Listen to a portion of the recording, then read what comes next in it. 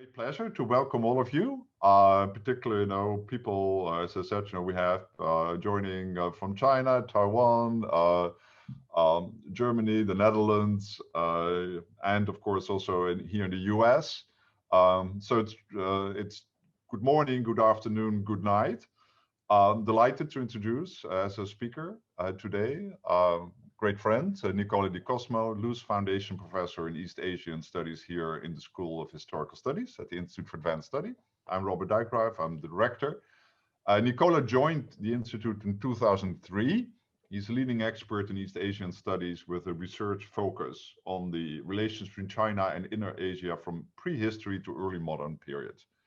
He's interested in history and archaeology of China's northern frontiers, cultural context between China and Central Asia, and the military, political, and social history of Chinese dynasties of Inner Asian origin. His most recent work is actually on the interface, in some sense, of the humanities and the natural sciences, using the proxy data from climatology and other paleosciences in the study of the history of China and Central Asia. He's the author of many books, including Diary of a Manchu Soldier in 17th Century China, a documentary history of Manchu-Mongol relations, Ancient China and its enemies, the rise of nomadic power in East Asian studies. And he also edited several publications, including the Cambridge History of Inner Asia.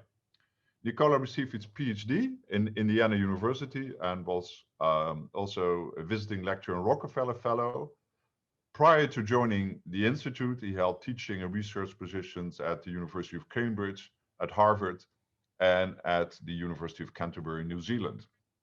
His many honors include the Marsden Fund grant from the New Zealand Royal Society, a Milton Fund grant for research in the People's Republic of China from Harvard, and a research fellowship from the Chang Ching Kuo Foundation. I think today Nicola will talk about recent archaeological discoveries that shed new lights on life in northern China during the first millennium, and how two great monuments in Chinese history, the Great Wall and the Silk Road, and that kind of somehow summarizes my knowledge of the field, might be related. And that might make my life even easier. So thank you so much for joining us, Nicola, at kind of a early hour, I think, for Institute scholars. But again, great flexibility so that we could deal with time zones around the world. And I hope you all join me to listen to Nicola's presentation. After that, we have a Q&A. So the screen is yours. Thank you very, very much, Robert, and thanks to everyone who made this possible, and especially thank you and good morning and good evening to our audience today, getting up early or staying up late to listen to this talk. And as a historian, I really find it fascinating that we can still try to find new meanings for all the things. And we are going to talk today about two very large physical monument, which is the Great Wall, and another kind of monument, more symbolic, that is the Silk Road. I'm going to share my screen now so that we can go to the PowerPoint, and the image that you see here is actually, you may not really be able to recognize it as the Great Wall, but it's a kind of wall, and it's a wall that precedes the Great Wall. We are going to talk more about these early walls, which are chronologically dated to before the unification of China, which happened in 221 BC.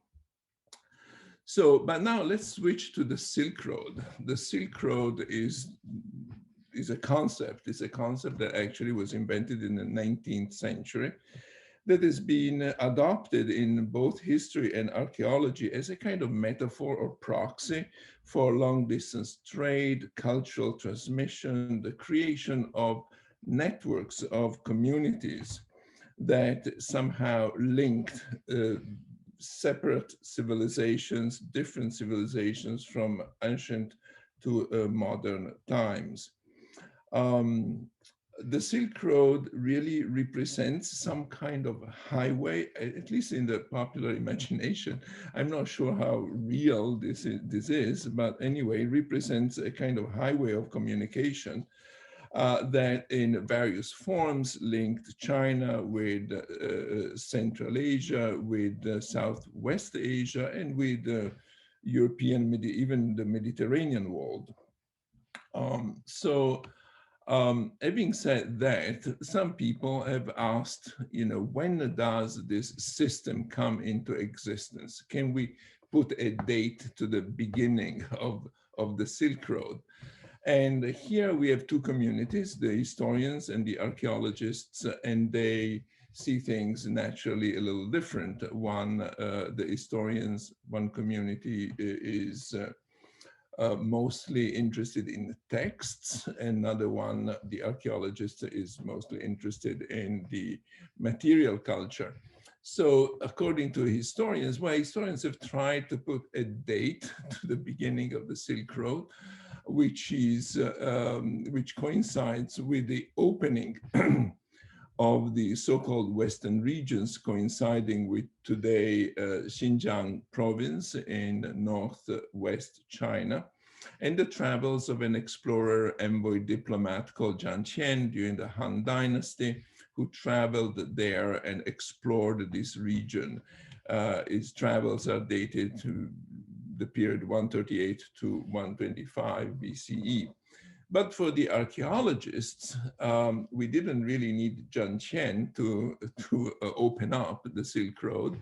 That was already open and goes back to the early Bronze Age, even before, and is responsible for the cultural exchange between China and the West since prehistory. And we have exchanges that go back to the beginning of metallurgy in China in the second millennium BC, or even earlier, the new crops came into China, barley, millet, wheat, material culture, several important objects like chariots, for instance, came from south, probably through South Siberia and what I call the steppe highway, and as well as precious materials, such as precious stones, such as carnelian.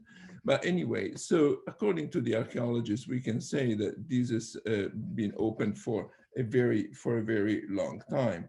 But as a historian myself, can we identify a context that facilitated the opening of these communications between East and West, between China and Central Asia and beyond Central Asia, in fact. So this is what I'm going to talk to you today.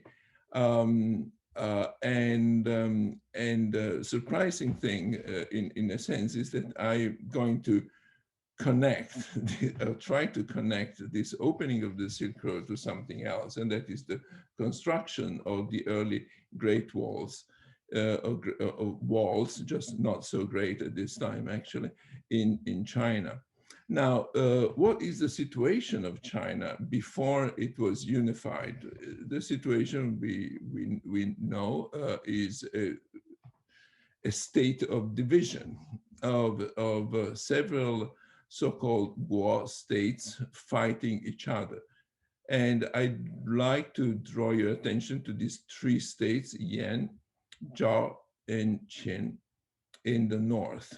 They were bordering on a number of people. You can see all these different peoples around them who are culturally separate and distinct, and from what we call ancient China. Sort of pesky neighbors, most of them living in a different environment, grassland, and having a different economy, mostly pastoral economy. So here is early China, surrounded by a lot of culturally non-Chinese people. Now, these three states I mentioned before, Qin, Zhao, and Yan, were the ones that adopted sort of wall building technology from other states in central China and deployed it in the north. Now, the conventional wisdom is that these early walls with pretty large blanc constructions were there in order to protect China from these pesky neighbors and who were their enemies. But actually, the historical circumstances do not entirely support this view. Certainly, the Great Wall. Now, here is a comparison between those early walls. You can see stamped earth and pretty. This is probably a beacon. Sorry, a beacon tower. They were systems of fortifications that included forts, beacon towers, and actual walls in the middle of these grasslands, very different from the later, much later Great Wall as we know it, which goes back to the Ming, was built during the Ming Dynasty. And it was indeed a frontier and a protection of China from the Mongols on the other side. But these early walls were built. I mean, it really looks in the middle of nowhere. They're not separating, in other words, China from other countries or from other peoples. They seem to be built in the grassland, really, in regions inhabited by those non-Chinese people that I mentioned before. Now, if we go to if we try to map the archaeological non-Chinese, and I will explain soon what I mean by non-Chinese people, we find, this is a map created by a very famous Chinese archaeologist in the 1980s. We find different clusters of these non-Chinese cultures, which you can see indicated here in different colors. Again, they belong to these people who are mostly pastoral nomads. They are not sort of the agriculturalists that we find in China. And it's interesting that originally you can see that these cultural areas are mostly mapped sort of just outside the line of the Great Walls built by the state of Qin here, Zhao here, and Yan here. The situation has changed over the past several years. Actually, this is a much more recent map with more archaeological sites marked, and we can see that a lot of these so-called non-Chinese cultural areas, especially this one in the Ordos and region. The Ordos region is this one, and Inner Mongolia really here.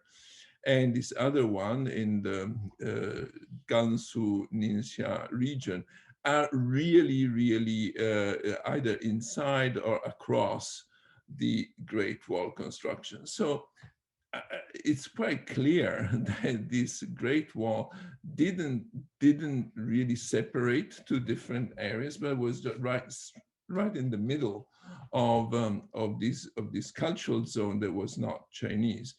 Why was it not Chinese? Again, it displays different economic, political, cultural characteristics.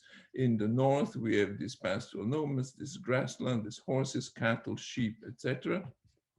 Also some agriculture, of course, and people living in not in states. So generally speaking, we would say it's a less complex society, whereas in China, we have a complex bureaucracy, we have an agricultural economy, we have a literate civilization, a common written language, etc.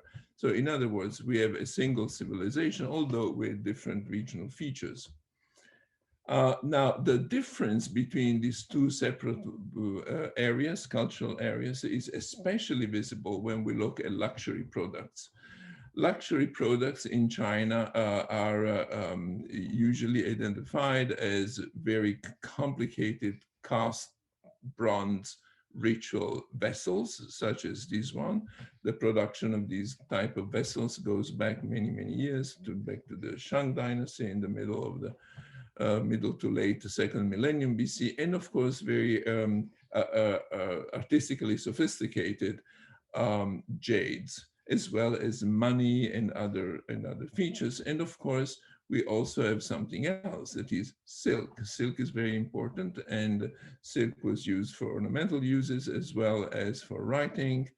And we have a lot of newly discovered texts that come from tombs.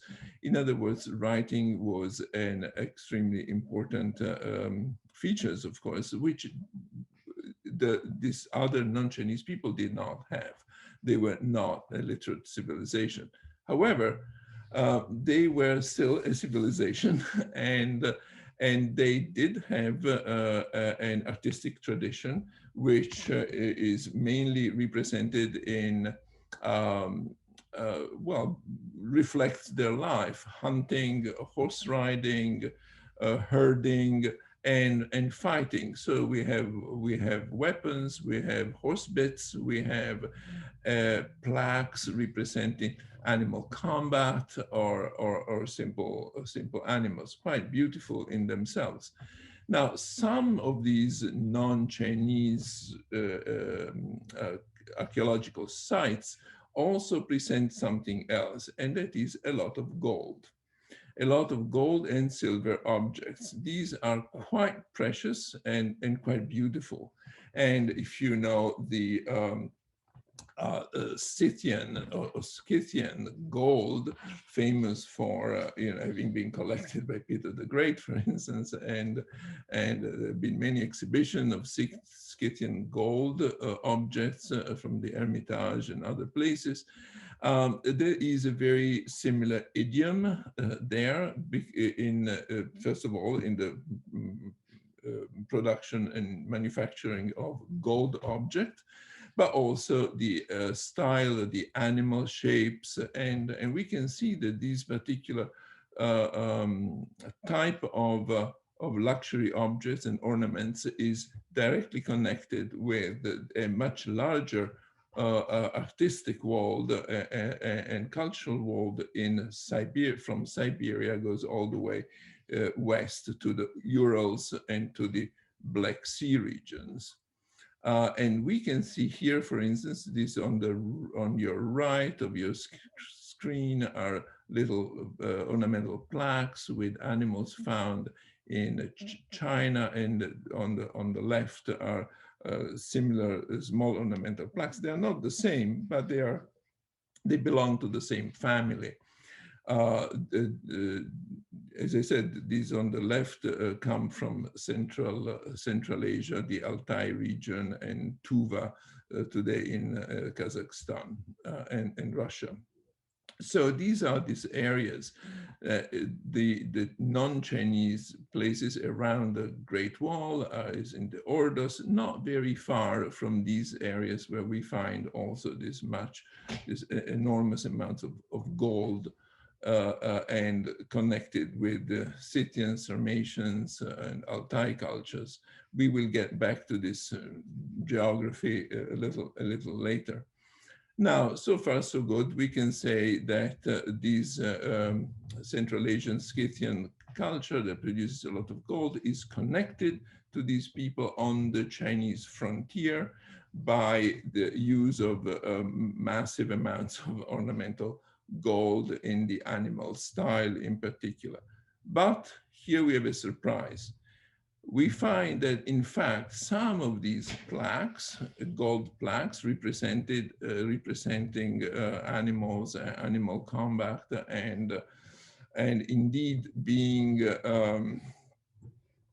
very much in the idiom of nomadic steppe culture and artistic motifs, were literally made in China. Now we can see in the back of this plaque some characters that indicate the weight and the manufacturing, and these have been traced by Chinese archaeologists through metallographic and chemical analysis to the state of Qin and the state of Zhao as well. So these northern Chinese states that were close to the nomads and were building walls in what we might call nomadic territory, also exported gold and silver as well, objects to these areas, to these people. They were found in completely non-Chinese archaeological and cultural contexts. So another evidence is given by casting molds that were found in a town in the state of Qin, again, a Chinese northern state, great builder of walls itself. And so there is no question that Chinese states were actually manufacturing these gold objects that were in the nomadic style and then exported to these areas around the early walls. Now, the question that I would ask is, if Chinese states produced and exported luxury objects to the nomadic, what I would call a nomadic market, what did they get in return? Because we don't have much evidence. So we go to the written texts. We go to the Shiji, the first big history of China, written during the Han Dynasty by Sima Qian, the so-called Chinese Herodotus. And we find some very few references to what seems to be a trade with this northern zone or northern area, nomadic areas. I'm just referring to two quotations here. These Longmen and Jieshi are northern areas, northern province, northern zone provinces that says it's rich in horses, cattle, sheep, felt furs, tendons, and horns, that these typical products of a pastoral economy. And then there is another reference to a Chinese person who in the 3rd century BCE, coming from the state of Qin, this is again before the unification of China, became very rich, a sort of early entrepreneur, became very rich by selling silk to these nomads and importing horses and cattle. And apparently he imported, his herds grew to an enormous number. So it became quite rich and became quite famous for these reasons. So we might assume that the Chinese were importing these pastoral products, a very simple assumption. An additional evidence comes from, again, a fictional tale of the tale of the son of heaven, Mu, the Mu Tianzizhuan, that is was probably written around the 3rd century, so reflects again a situation that was going on before the unification of China, exactly at the same time when these walls were being built. And again, this fictional character, son of heaven or king, Mu, meets several people, several chieftains, most of them from these non-Chinese tribal groups. And what does he get? Well, again, he gets horses, cattle, sheep, some jade pieces, which is interesting, and other things that represent pretty much the kind of economy that he would find there. What does he give in exchange? Well, he gives a lot of gold, jade jewelry, gold bracelets, and it's interesting, we find these animal figures in gold and silver.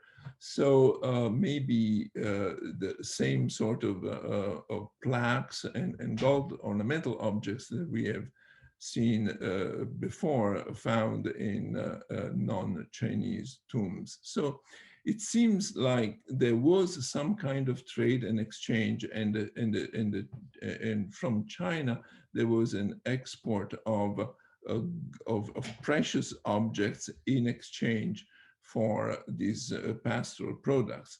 But why? So why would the Chinese export gold and silver and import these pastoral products? And this is where the historical contexts is important and can help us. So what is going on in China at this time again? It's a time of war not against the nomads, but among Chinese states who were vying for supremacy and one of them in the end will win and destroy all the other states, the state of Qin, and unifying China. This is a time when a lot of military manuals were written. The most famous is the Sun Tzu Fa, and which is also the most widely translated book by people who do not know Chinese. And you may have read it, but it is a time of huge militarization and military mobilization when armies balloon from a few thousands to hundreds of thousands of soldiers, represented perhaps most dramatically in the tomb, in the so-called Terracotta Army, in the tomb of Qin Shi Huangdi, which is the unifier, in fact, of China, the emperor of the king of the Qing state, who then became the emperor of China. And at the same time, some other states, like the state of Zhao, again, northern states, wall builder, was expanding the cavalry, reforming and expanding the cavalry. So we have large armies that have several needs in ancient China. You need, for logistical reasons, you need pack animals, you need more horses for your cavalry, and also to transport troops and supplies. And you need other products of the pastoral economy, such as leather and hides, for a number of purposes, including, for instance, the manufacturing of suits of armor. Again, which we find in the archaeological context. What did the Chinese? Well, in addition to these gold objects, at some point we find in nomadic contexts also something else, which is silk and Chinese silk. And you remember this map, which I showed before, in these Altai sites of so-called Scythian or Scytho-Siberian nomadic culture. Again, we find Chinese silk very similar to silk that we find in central and southern China. So there is also there is clearly a communication network between these areas on the northern Chinese frontier and these other areas in Central Asia or in South Siberia. In other words, in this inner Asian steppe region. Here, what we find is, so this is an image of the classic image of the Silk Road from later on, which shows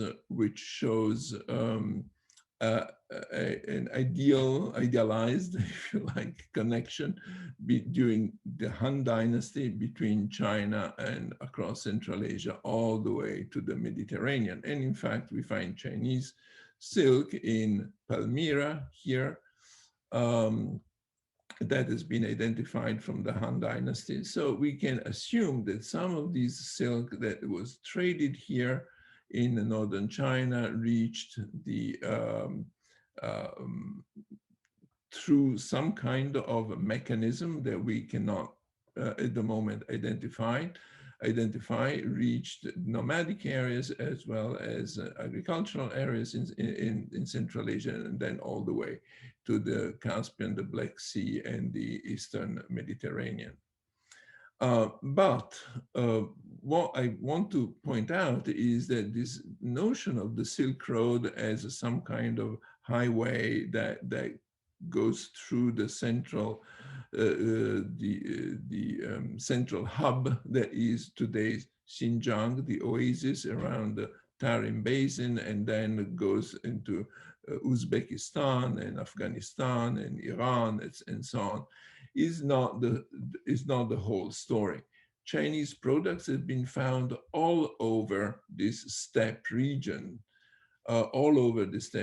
including silk, but also mirrors and other Chinese objects.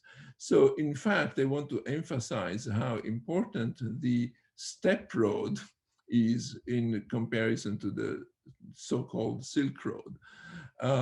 These are, of course, just very generic sort of nicknames to represent the exchange networks that were being established at this time. So, and there is not just silk, and there is not just gold, there is also lacquer, there are also bronze mirrors. In other words, and these we find actually in so-called Xunnu or nomadic monumental burials in Mongolia as well. So Chinese products start to fan out throughout this what I would call the steppe highway across from the Altai and into the Urals, Caspian Sea, etc. So I don't want to take much more of your time. We are almost out of time, and I'm going to conclude this talk with a few points. That, in my view, connect the early walls with the Silk Road. So what happens in this warring states period that precedes the unification of China is that the nomadic economy becomes a source of products that are critical to the war efforts and military expansion of the northern Chinese states, Jin in particular, Qin, Zhao, and Yan. And as we know, the state of Qin eventually will prevail over all the others, but the state of Zhao was also very powerful. So they draw resources from the nomadic areas in order to expand their military, their army and military effort. The Chinese need for pastoral products pushed the Chinese states to probably control nomadic production areas. And this is a hypothesis as to why they started to build fortifications and walls across these steppe region. So this is one hypothesis that we need to take into consideration to protect these economic zones, if you like, from probably from other Chinese regions, or maybe from the encroachment of other nomadic enemies. We don't really know this very well, but it's a kind of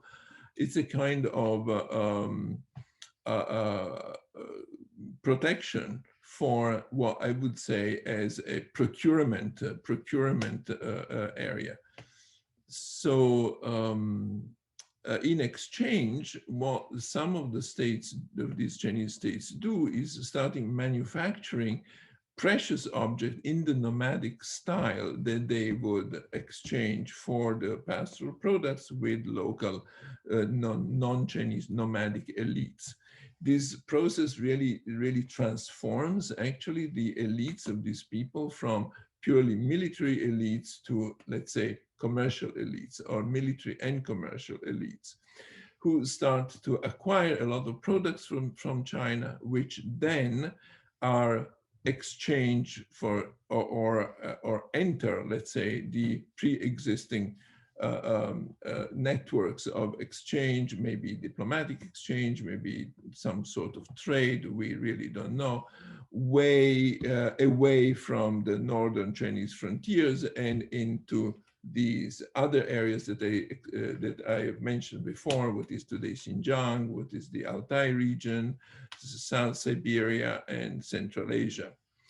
So this pre-existing nomadic network became the conduit through which eventually Chinese silk reached the West, and we have to admire the Chinese that eventually they managed to find something that the nomads wanted, which was not very expensive for them, like silk, and replaced the far more expensive gold and silver objects that were traded at first. After this period, we don't find, as far as I know, we have not found any kind of gold and silver produced in China that actually enters this trading system and commercial system.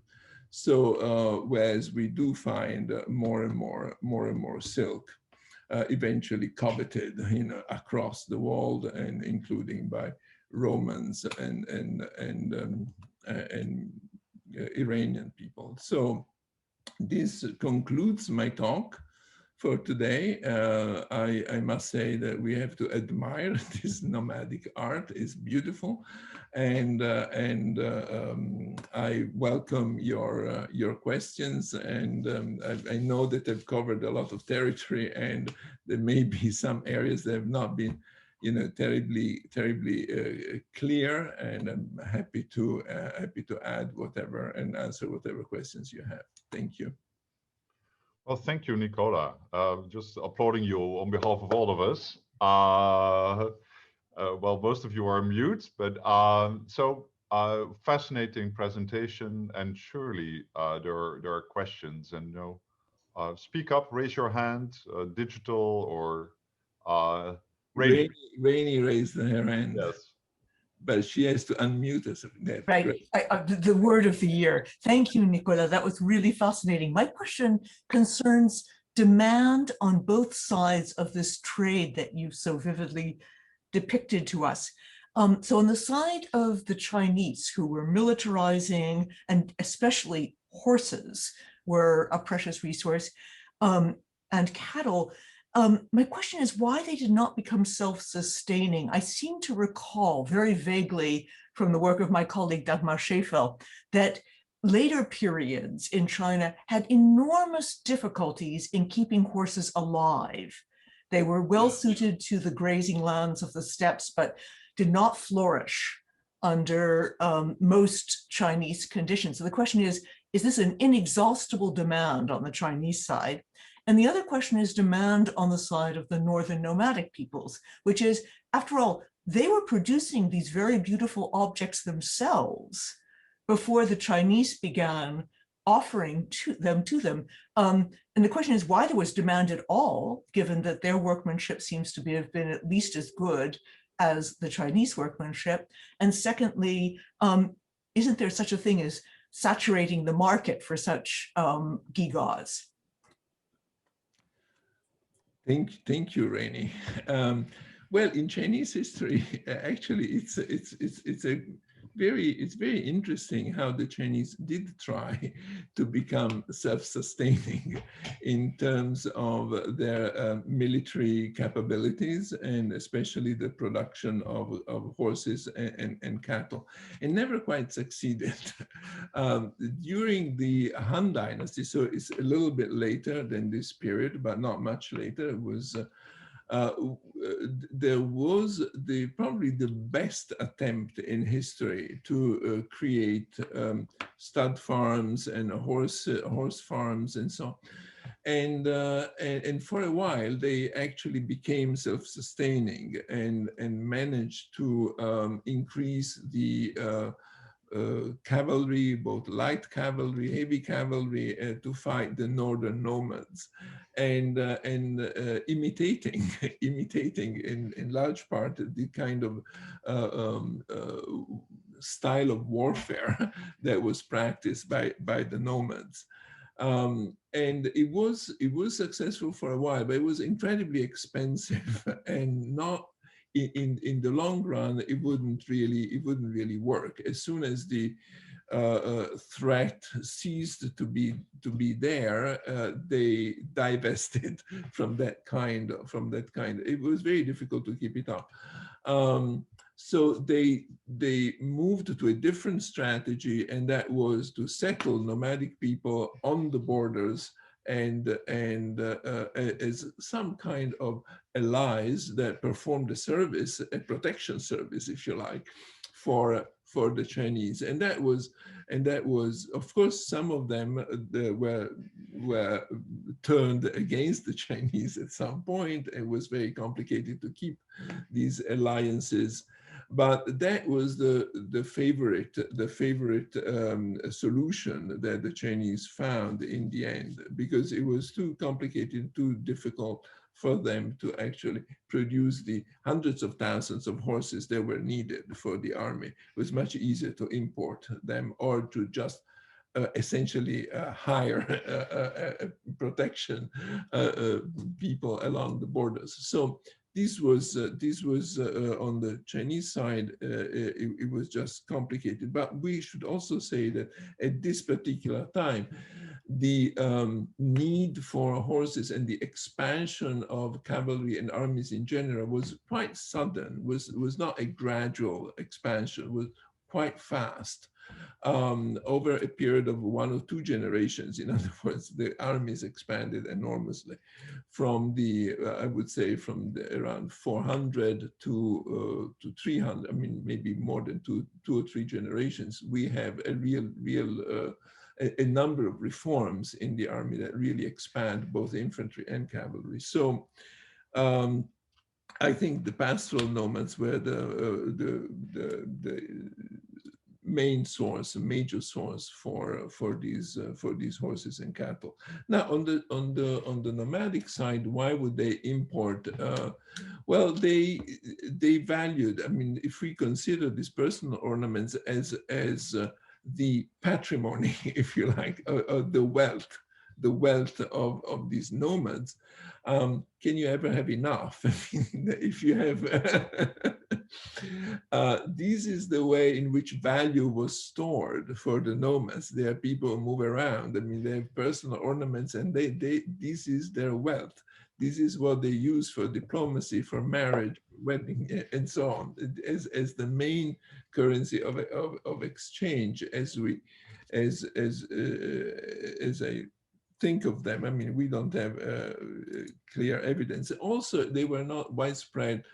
I mean, we don't find accumulation of these luxury objects in every site, in every archaeological site. So of course, this may be because many were looted, and so we don't find a lot of gold and silver because of looting, but also because not every nomadic elite really appreciate this. Some of them remained very conservative, let's say, in their martial values and appearance. So they valued more bronze objects, and in some areas we find more bronze than gold, for instance. So how these nomadic non-Chinese elites interacted with China is still an very open question. So this is perhaps my first attempt to try to figure out what kind of exchange went on and why, and also pin down the reciprocal needs and wants, right, of these people. So the identification of specific elites that actually valued these gold and silver objects is relatively recent, although we have known about these objects for a while.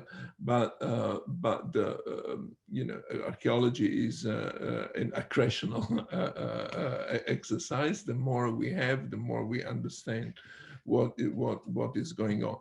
I think there is not an enormous amount of gold, by the way, in northern China. A lot of these people may have imported also their gold from somewhere else. So this is another question that I've not explored. But I think it's just a form of currency that was appreciated by the nomads, and the Chinese found a way to break into that market, let's say, by using things that the nomads wanted. And that was gold and glittery things, gold and silver. Thank you, Nicola. Jeffrey, and then Daniela. Thank you. And this has been a wonderful presentation, Dottore. You mentioned a moment ago about in the Han period, the nomadic tribes, some of them being recruited in effect as kind of border protection for the empire, raises the question, why, if the Chinese warring states in that period were so militarizing against each other, they were willing to take horses and leather, but they did not recruit mercenaries, apparently. Was there some kind of taboo in Han Chinese society against bringing the barbarians in to fight our battles? Because that would seem to be, as the Romans turned in the 4th and 5th centuries, in hiring barbarian federati, an obvious way to recruit more troops if you are engaged in major military warfare. And was the wall basically just to prevent nomadic raiding parties or fear of larger political conquest? Well, thank you. Nobody really knows this. I mean, there is a reform in the army, as I mentioned before, this cavalry reform. And there is a king called Uleng, the king of the state of Zhao, that actually debates this problem with his advisors and counselors. And he says, you know, we have to change our ways because the old ways no longer work. And many of his ministers actually opposed him because they said, you know, we are not going down that road, that we are going to become more barbarians you know, and adopt these barbarians' clothes and style of warfare and so on. But in the end, the king won out. And why didn't he think of getting barbarians? And maybe you are right. I mean, we don't really know, but maybe you're right. If he was meeting so much resistance from his ministers and counselors, just adopting a style of warfare and style of clothing, actually, that would allow people to ride horses in a different way and shoot arrows, you know, the compound bow, you know, all of these military technology that belonged to the nomadic world, and they were adopting. Now we can imagine there would be even more resistance just using this, and maybe the nomads didn't want to be used that way anyway. You know, I don't think that the Chinese states really had the kind of pull to force these people to work for them. This happened later, but as I said, in the Han Dynasty, or in the later Han Dynasty, only after the power of this big nomadic empire, which is called the Xiongnu, or the Chinese Huns, as they call them, was broken, and some of these Xiongnu surrendered to China and were relocated on the Chinese frontiers, as I mentioned just before with answering to Rainey's question, as a buffer against other more hostile nomads. So this is one question. We cannot think of these Chinese states as being as powerful as China became later. And they were very much engaged in fighting each other. And in any case, infantries were the main component of the army anyway. So you had another part to your question? It was whether the initial phases of the wall construction were simply to prevent raiding parties, occasional raiding parties, or fear of larger scale political conquest. Yeah, this is to me a mystery still, because I mean, if we look at the location of the walls, they don't make any sense as a defense from anyone. So this happens with a lot of walls. We can think of Hadrian's Wall. We can think of Alexander's Wall. You know, in history, the Maginot Line. Yeah, in history we have a lot of walls that, and so we have to look at that particular context. And if if my hypothesis is correct, that they were meant to be a military installation to control territory rather than to protect a zone against their enemies, but just to control the territory, then perhaps it makes more sense. I mean, I'm thinking of line of Russian forts in Central Asia built in the 19th century. And that was right in the middle of course, all of these Kazakh, Turkmen, different nomadic tribes, Kalmuks and so on. And it was not a protection, it was to control the territory rather than to protect. So I'm thinking of it as control and establishing a Chinese presence in order to have access to these, let's say, production areas. Thank you. Thank you, Daniela. And then Professor Wang Hu. Nicola, thank you. This was a really, really fascinating and very informative lecture. I am really interested in what you talked about in the gold artifact, the early gold artifacts that were exchanged to the nomadic tribes, the fact that they were marked in the back. And if I understood correctly, there was something about the provenance and something about the quality or the purity of the material. And I think, I always think of that as being something of a rather modern type of commerce where, like, you want to kind of warranty your product. So I wonder if you could tell us more about that, and maybe if it identifies the objects as coming from, different Chinese warring states. Thank you, Daniela. It's very nice to see you. Yes, there are several ways to identify the provenance. One is the style of the characters, because different states have different styles. They were the writing style was unified really during the Qin dynasty, when China was unified, and there was a general push to create standards for a number of things, including writing. So that is one way to identify, and then of course there's these workshops that have been found in some of these Chinese states with the molds, which I've shown with the casting molds, and that's another way to identify the provenance. And yet another form of identification is given by what I would call the chemical signature of these gold and silver, which are not particularly, they're not the same. They always include several chemical elements, and therefore this can give us an indication. I'm only reading the Chinese literature here, or archaeological literature, so that's what they say. I'm not doing chemical analysis, but so two states have been identified as the main producers: the state of Qin and the state of Zhao, both in the north. Interestingly, the silk comes also from other areas, more southern areas of China. So this is, so probably there was an availability of silk and a circulation of silk from different states, but it looks like these luxury products were produced expressly for the nomadic market, so to speak.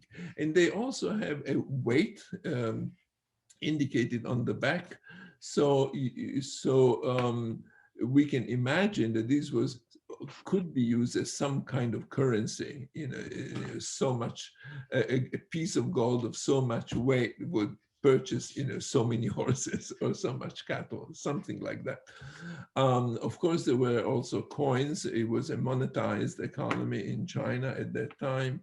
But these coins, we find some hoards of coins on the frontier, but it's hard to say. We don't really find them in this burials of these non-Chinese sites, and so it's hard to say whether coins or money was used to purchase horses and cattle and so forth. It seemed to have no, as it were, no currency in this nomadic world. It was more a matter of exporting these precious objects. Have I answered? Yes, thank you. That was Thank you, excellent. Nicola. I would turn to Professor Wang Hu, who is joining us actually from Tsinghua in Beijing. Yes, thank you. Here it's evening. Okay. Yes, good evening to you. Thank you very much, Nicola. It's a really beautiful talk. It's really great. And I especially interested in your reading on the terracotta warriors and try to see the exchange with frontiers, with that side. Most of the readings was the warring states, between the wars between the warring states. And since you already mentioned that the chariots, for example, these kind of things happened in exchange with the outside of that side. And was there any possible influence on the system? The like a waste major system or the format, the structure of roads, because the Qing dynasty produced the new standards. And in most of the cases, people will think about the exchange within the whole Chinese empire. But that will not, because the road was became very broad and using that chariots and so on and so forth. I just think about that to know any kind of the proofs for these, the possible the influence on these new standards produced that period. So not only the products, but also the new standards. The second is that because, as you mentioned, that the Silk Road was the, the the name, the concept produced in the 19th century, and also in Xinjiang and many places they also use other terms like a Jade Road, the Tea Salt Road, and it's interestingly you mentioned that the house, in most of the cases, the tea house road was mainly belonged to the southwest, not to the northwest. Was there any kind of the connection that road along the Great Wall and the early wars to see some connections between the southwest and the northwest? Thank you. Thank you very, very much. All of these points are so important, right? Well, what was going on in central China? You're absolutely right. The size of the roads expand mostly because of the movement of troops, actually, the movement of much larger armies. And also, I mean, the most important technology, or communication, well, let's say building technology and communication technology, if you like, that is transferred from, let's say, the central plains or central China to the north is actually wall construction. Because the first walls, as you know, were built already in the 5th century in the state of Wei, and separated states within the, let's say, the community of the Chinese states during the early warring states period. So this was the most important type of technology that was transferred to the north. But these wall systems really have to be understood as a system that included different elements. And roads were also very important. So we also have these large roads built in the north together with forts, beacon towers, and walls. So there are at least 4 elements that constitute this defensive or control system that we have described before. So, I mean, archaeological excavation and surveys continues. New sections are discovered and published. So we are learning quite a bit. And I think the most active 2 states, Zhao and Qin, in this adopted all sorts of new ideas from what was going within China before, and they transferred it to define the northern frontier in a new way, which was not as it was not defined before. And as I said, I think mostly as an economic zone rather than as a military zone. In this sense, the walls really facilitated, if you like, the connection between the Chinese elites and these non-nomadic elites by facilitating trade. About the Silk Road and all the other roads that have been described, yes, I would say that Silk Road is a kind of Orientalist term, actually, that I'm not particularly fond of. But any kind of exchange that occurred between China and other areas is specific to a certain type of to what people wanted from each other. So tea started a bit later. Of course, the tea horse market is started a bit later. It's more of a medieval development. Tea was not exported at that time, although horses were imported, but the mechanisms are similar. China exporting something that is relatively cheap for China, but valuable outside China.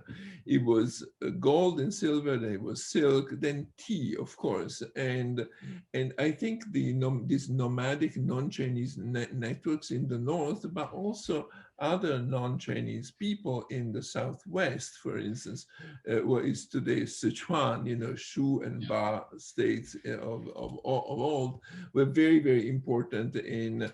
I mean, they have other things to offer China. In particular, they have many mines and minerals, iron mines and so on that were found in salt. And if we go down to the south, also exotic products that came from South Asia, Southeast Asia. So all of these, I mean, it is really a commercial system that expands all the way also from the maritime routes in the South China, from South China Sea to India, and even the oriental coast, the eastern coast of Africa, all the way to the continental route, which is what we call the Silk Road. So we should really speak of an exchange system that is much broader than just the Silk Road. Thank you so much, Nicola. I mean, I'm very much aware it's now 11 p.m. in China, so we are in many different time zones. I want to thank you for a really beautiful presentation, very thoughtful, and also very honest about what historians do not yet understand. And absolutely fascinating. But it's also wonderful that you highlighted how important East Asian studies are at IIS. And in some sense, this screen with the participants from at least 3 continents shows that the role I think the institute plays around the world. So I want to thank you all for participating. Hope to see you soon at the another IIS event. And whatever your time zone is, good night, have a nice day, or good evening. Wonderful to see you here. And thank you again, Nicola. Thank you very much. Thank you. Thank you.